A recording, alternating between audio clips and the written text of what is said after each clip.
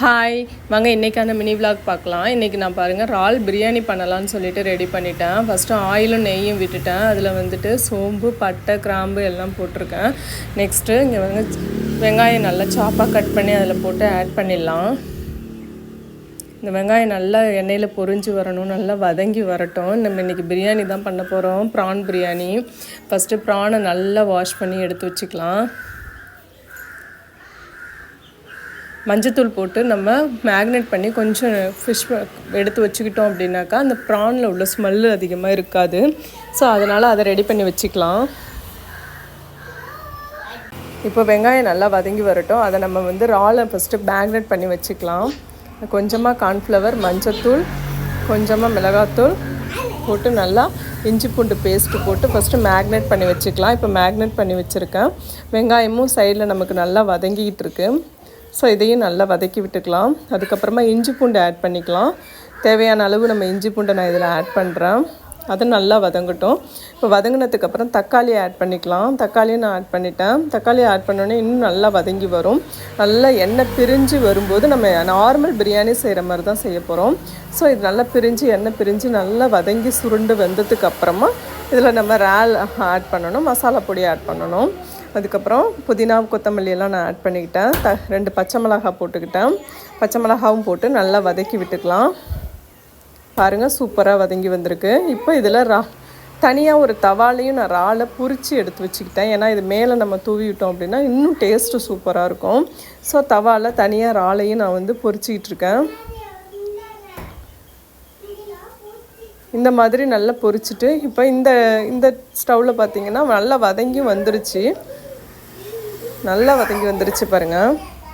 இப்போ பாருங்கள், சூப்பராக நல்லா வதங்கி வந்துட்டுருக்கு. நம்ம கொஞ்சம் அதுக்கு முன்னாடியே கொஞ்சம் இறாலையும் அதில் ஆட் பண்ணிட்டா நல்லாயிருக்கும்.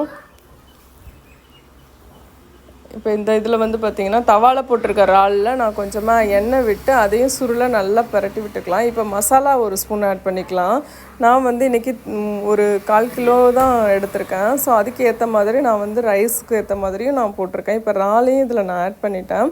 எனக்கு இன்றைக்கி குட்டி குட்டியான இறால் தான் கிடச்சிருந்துச்சு. சூப்பராக வந்திருக்கு பாருங்கள். ஸ்மெல்லு செம்ம டேஸ்ட்டாக இருக்கும். ஸ்மெல்லு நம்மளுக்கு அவ்வளோ ஒரு பிரியாணி ஸ்மெல் இப்போவே வந்துடும். அரோமா சூப்பராக இருக்குது. இந்த மாதிரி நீங்கள் பண்ணி பாருங்கள். இறால் பிரியாணி சாப்பிட்டிங்கன்னா திரும்ப அதே செஞ்சு நம்ம சாப்பிட்ற மாதிரி இருக்கும். ஸோ அவ்வளோ டேஸ்ட்டாக இருக்கும். சின்ன குழந்தைங்கள்லேருந்து பசங்கள்லாம் எல்லாருக்குமே பிடிக்கும்.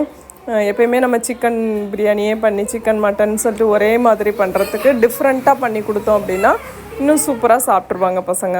ஸோ சூப்பராக வந்திருக்கு பாருங்கள். எண்ணெயும் லைட்டாக பிரிஞ்சு வந்துருச்சு.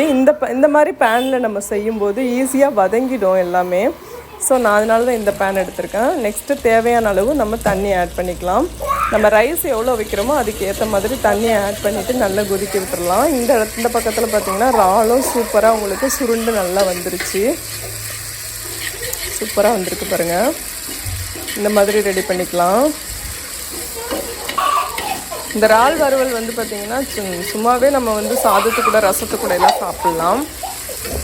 அப்படியே நம்ம வறுவல் பண்ணும்போது கொஞ்சம் கருவேப்பிலை ஆட் பண்ணோன்னா இன்னும் நல்ல ஸ்மெல்லு டேஸ்ட்டு சூப்பராக வந்திருக்கும். இப்போ பாருங்கள், நம்ம கொதிக்க விட்டுருக்க தண்ணி நல்லா கொதித்து வருது. அப்போ தேவையான அளவு உப்பை நான் ஆட் பண்ணிக்கிறேன்.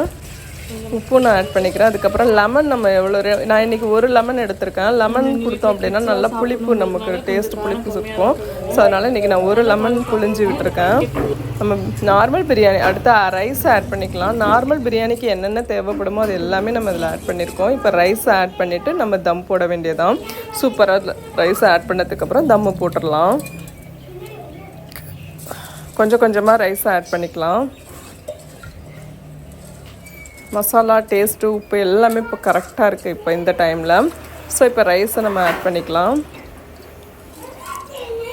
கொஞ்சமாக ஆட் பண்ணிவிட்டு அப்படியே நம்ம தேவையான அளவு தண்ணியும் சேர்த்தாச்சு. எல்லாமே டேஸ்டெல்லாம் பர்ஃபெக்டாக வந்திருக்கு. இந்த டைமில் நாம் மூடி போட்டு தம்மு போட்டுடலாம்.